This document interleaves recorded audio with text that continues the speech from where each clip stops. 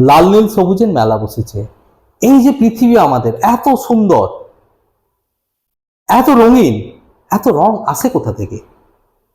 বাড়ির গোলাপ গাছটি, যার পাতাটি সবুজ রঙের আর ফুলটি গোলাপি, এই পাতা সবুজ রঙের জন্য দায়ী একটি টেট্রাপিরিয়ডিক রিং সিস্টেম, তার নাম হলো ক্লোরিন।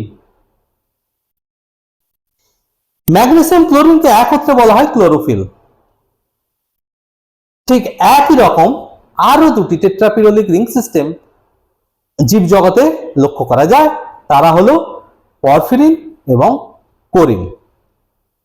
আয়রন পরফিরিন হলো হিমোগ্লোবিন, যা রক্তের লাল রঙের জন্য দায়ী এবং এটি ফুসফুস থেকে জীবদেহের প্রত্যেকটি কোষে অক্সিজেন পরিবহন করে।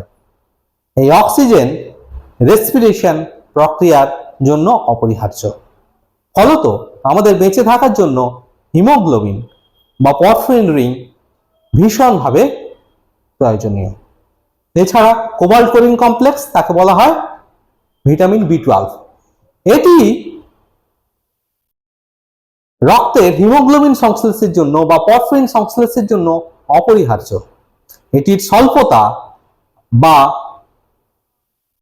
না থাকার কারণে রক্ত সংশ্লেষ হয় না, ফলত রক্তাল্পতা বা অ্যানিমিয়া অবস্থার সৃষ্টি হয়।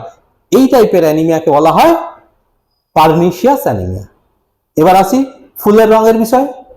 গোলাপ ফুলের গোলাপি রঙটির জন্য যে পিগমেন্টটি দায়ী তার নাম হলো অ্যান্থোসায়ানিন।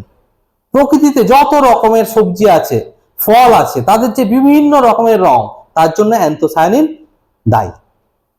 যেমন আপেলের খোসার লাল রং।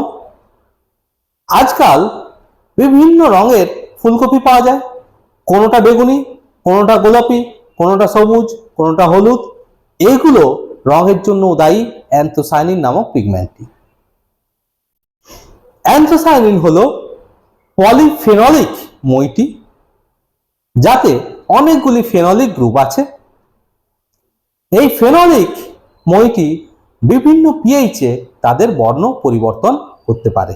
ঠিক এই নীতির উপর ভিত্তি করে আমাদের বাড়ির যে গোলাপ গাছটি গোলাপি রঙের ফুল দেয়, তাকে আমরা নীল রঙের ফুলে পরিবর্তিত করতে পারি যদি মাটির পিএইচ আমরা পরিবর্তন করি, অ্যাসিডিক পিএইচ থেকে অ্যালকালাইন বা ক্ষারীয় পিএইচে পরিবর্তন করি, তাহলে আমরা নীল রঙের গোলাপ ফুলও পেতে পারি।